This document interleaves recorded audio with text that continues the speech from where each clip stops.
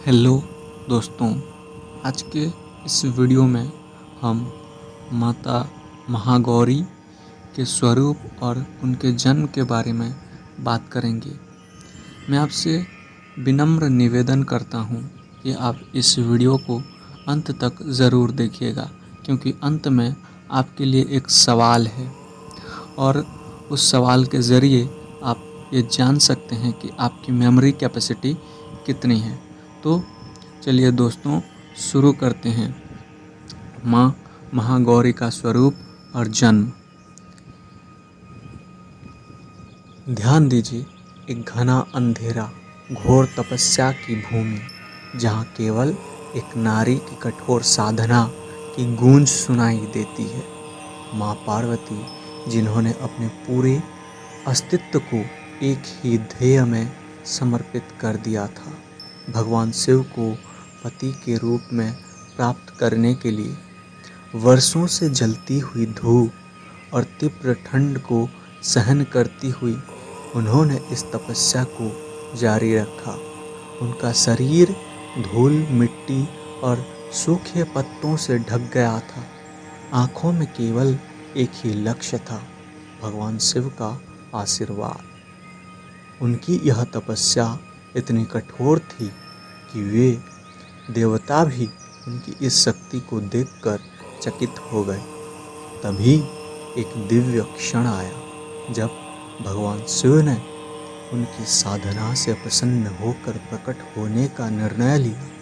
शिव ने अपने पवित्र गंगा जल से माँ पार्वती का अभिषेक किया और उसी क्षण एक अद्भुत चमत्कार हुआ। माँ पार्वती का वह तपस्या से धूमिल हुआ शरीर एक अद्वितीय कांति से जगमगा उठा।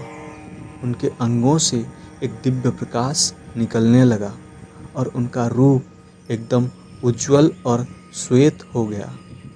यह वही पल था जब वे महागौरी के रूप में प्रकट हुई, एक ऐसी देवी जिनका रंग चंद्रमा की भांति श्वेत था, जिनके मुख से शांति और सौम्यता का अद्भुत तेज प्रवाहित हो रहा था।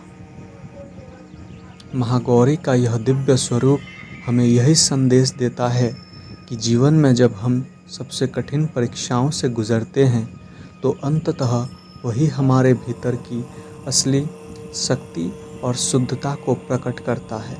उनके 4 हाथ, जिनमें त्रिशूल, डमरू, अभय मुद्रा और वरद मुद्रा सुशोभित हैं, भक्तों को यह विश्वास दिलाते हैं कि जो भी उनके शरण में आता है, उसे न केवल भय से मुक्ति मिलती है, बल्कि उसकी सभी मनोकामनाएं पूर्ण होती है।